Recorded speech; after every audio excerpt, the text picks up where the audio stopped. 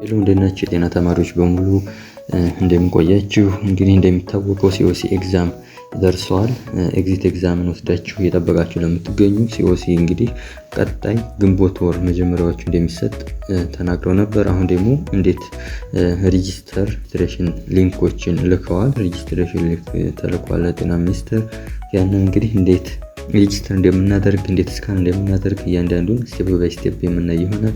በአጭሩና ቀለል ባለ መልኩ እንዴት እንደምትመዘገቡ የምናይበት ይሆናል ማለት ነው። እንግዲህ መጀመሪያ ስካን ማድረግ ያስፈልጋል። ምንድን ፋይዳችሁንና እንዲሁም ደግሞ የኤግዚት ኤግዛም ሪዛልት የሪዛልት ወረቀቱን ወይም ደግሞ ቴምፖ በስካን በማድረግ በፒዲኤፍ ወይም ደግሞ በፎቶ መልክ ያስፈልጋል ማለት ነው። መጀመሪያ የተለያዩ አፖች ይኖራሉ። እነዛን የተለያዩ ስካን አፖችን በመጠቀም ነገር ግን ሪኮማንድ ዛት ፋስት ስካን የምንላትን እሷን ሪኮማንድ ያደርጋችኋለሁ። የእሷንም ሊንክ ፕሌይ ስቶር ማውረድ ትችላላችሁ። ሊንኳን እንግዲህ ልክላችኋለሁ። ቴሌግራም ቻናል ኤዱብሪጅ አካዳሚ ቲቶር በሚለው ቴሌግራም ቻናል ላይ እዛው አስቀምጥላችኋለሁ። እዛም ላይ ማግኘት ትችላላችሁ። በቀላሉ ፕሌይ ስቶር ላይ ዳውንሎድ ማድረግ ትችላላችሁ። እሷ ላይ ወደ አካውንት ከገባን በኋላ ምንድነው አፕሎድ ወይም ደግሞ ኢምፖርት ፍሮም ዘጋላሪ ወይም ደግሞ ኢምፖርት ፒዲኤፍ ከሆነ ኢምፖርት ፒዲኤፍ እና ኢምፖርት ካልን በኋላ ይሄንን ስካን አድርጎ ያስቀምጥልናል። እንግዲህ ስካን አድርጎ ያስቀመጠውን እኛ ምን እናደርጋለን? ሰሌክት በማድረግ ወይም ደግሞ ይሄንን ክሮፕ ማድረግ ካለብን እሱን ክሮፕ በማድረግ በማስተካከል የሚስተካከለውን ሳይዙን በማጥበብ ሊሆን ይችላል። ይሄን እንደ ትሪያል ወይም ደግሞ እንደ ሙከራ ስለሆነ ብዙ ላይ ይችላል። እንግዲህ እንደዚህ ስካን አድርገን ከጨረስን በኋላ ምን እንላለን? በፒዲኤፍ መልክ አድርገን ሴቭ በማድረግ እናወጣለን ማለት ነው። በፒዲኤፍ መልክ አድርገው እንደዚህ ያመጣልናል። ወይም ደግሞ ሼር በማድረግ ወደምናውቀው በፒዲኤፍ መልክ እናደርገውና ሼር በማድረግ ከዛ ያን ሼር ያልነውን ዳውንሎድ ማድረግ እንችላለን ማለት ነው። በቀላሉ እሱ ሜሴጅ እናስገባለን ማለት ነው። ስካን አድርገን ከጨረስን በኋላ ቀጥታ እንገባው ምንድነው በሊንኩ አማካኝነት ሊንኩ የተለያየ ቦታ ማግኘት ይቻላል።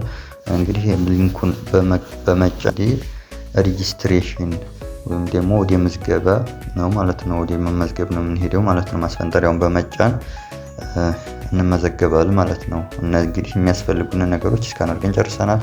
እንግዲህ ከዚህ ከሊንኩ በመግባት ሊንኩን በመጫን ሊንኩን ኦፕን እንለዋለን።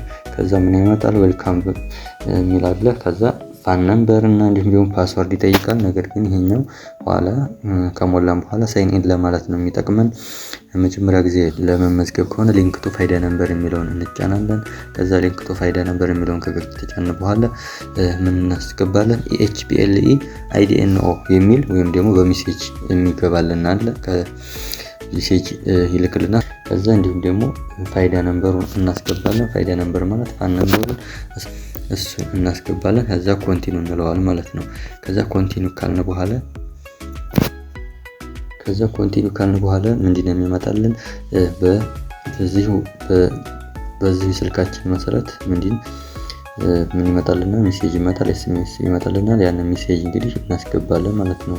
6 ዲጂት ያላቸው ቁጥሮችን እናስገባለን። ከዛ አስገባን በኋላ የኛ ፕሮፋይል እና ቬሪፊኬሽን ይመጣልናል። ከዛ ምን የሚያስፈልገው ስካን ያደረግነውን የመጀመሪያው ስካን ያደረግነውን የፋይዳ ፒዲኤፍ አፕሎድ እናደርጋለን። ሁለተኛ እንደገና ሰርቲፊኬሽን ወይም ደግሞ የኤግዚት ኤግዛም ሪዛልት ውጤቱን ያን እንደገና አፕሎድ በማድረግ እንጨርሳለን ማለት ነው።